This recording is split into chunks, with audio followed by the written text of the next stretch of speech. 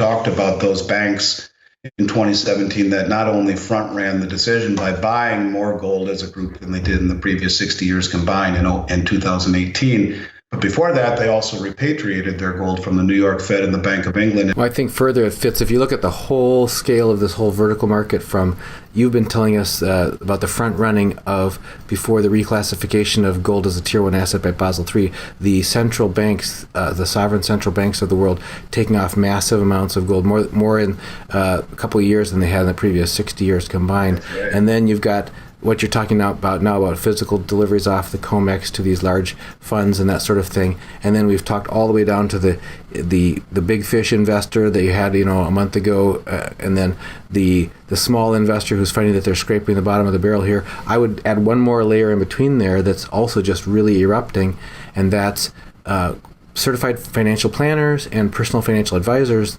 ones that I've been aware of, who have been quietly, for their own personal purchases, making purchases over the years, now telling all of their clients, you've got to get at least 5%, better yet 10 or 20% of your portfolio into metal. So I'm getting referral calls now at a rate that I've never had them before. So it's like scattergunning out at that level, and I've also had people texting me and saying, hey, I'm thanks for helping me in the past. I'm now telling my parents, I'm telling my sister-in-law, I'm telling my brothers, I'm telling my cousins.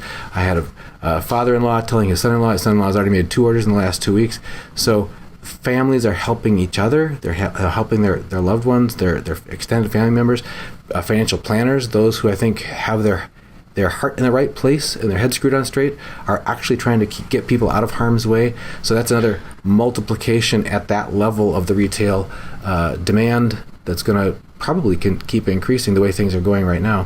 Couldn't agree more. And just since you said something, I just wanted to mention, we talked about those banks in 2017 that not only front ran the decision by buying more gold as a group than they did in the previous 60 years combined in 2018, but before that, they also repatriated their gold from the New York Fed and the Bank of England. And those banks largely are the Eastern European countries that are in the European Union but trade in their own currency. They don't use the euro, namely like the Czech Republic, Poland, Hungary, Turkey. And you'll notice that Turkey has now said they want to use their currency for domestic settlement in energy.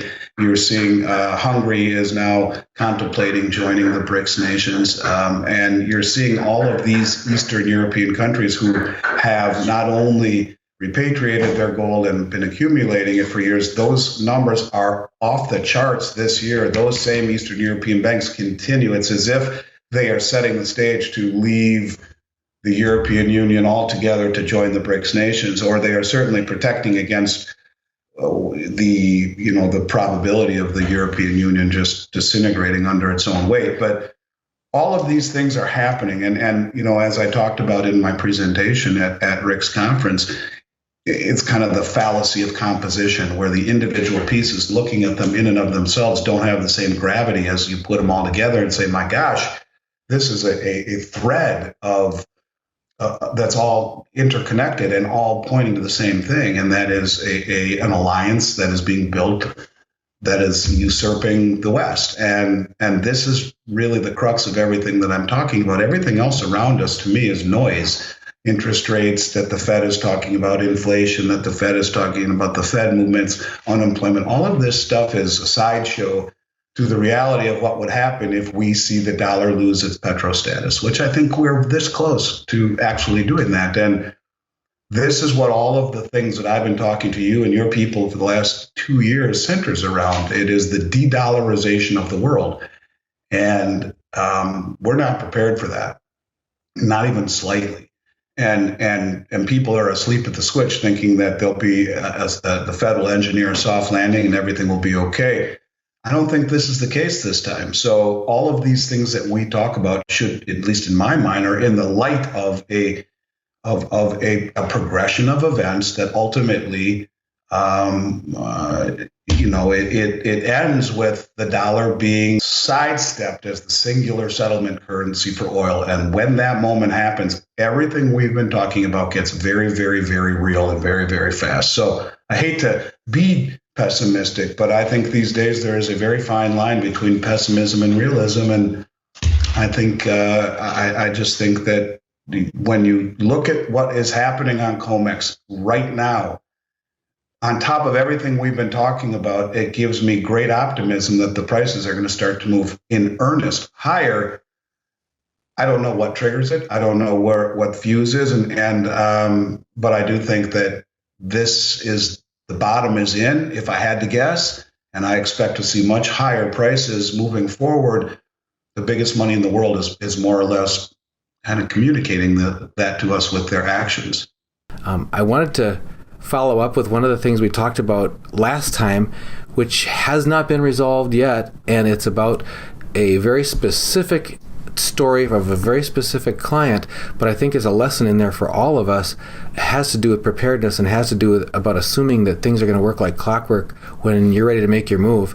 I mentioned last week that I have a very reliable, dependable, responsible, hardworking, returning client who orders small orders on a periodic basis and finally talked her husband into basically emptying out his retirement plan and putting a significant portion of that into metals. And that's where things started going off the rails, because it turns out that the retirement plan company told them they would not be able to send them the distribution check anytime soon because so many people have been requesting distributions from the retirement plan. So they're not alone among people who are saying we want to just sell out any stocks or that sort of things that we had that the plan or mutual funds that the plan was invested in and give us our money. So they said you're going to have to wait in line. So finally, the check got sent to their brokerage where they wanted to do some natural resource investing, good for them, and also some precious metals. And that's the second place that things went wrong, because the check arrived at the brokerage.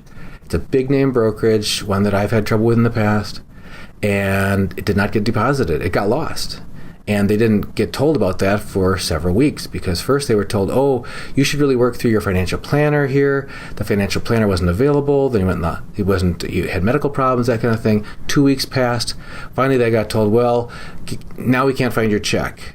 So they said, okay, we're going to have another check sent from the retirement plan. So they had to wait for that to show up. That check hadn't shown up yet, so they can't get their money to buy their metals. It's an interesting series of events. You can claim, oh, this is just a one hard luck story, but frankly, I think it's a case study in how things do and can go wrong with timing when you expect things to work, pronto when you've got to make your move.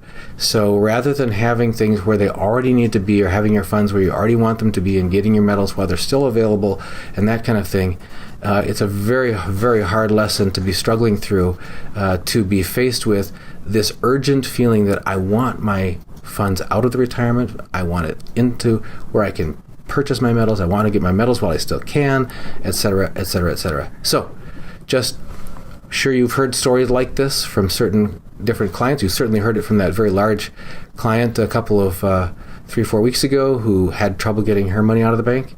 And just want to remind everyone, do not assume that when you think the market bottom or top or whatever you're looking for is in, and now is the moment to pull the trigger, is the time to start trying to move funds around and sell and wait for things to settle and trade and transfer and get deposited and clear, and then hope that there's something available at a good premium, good availability.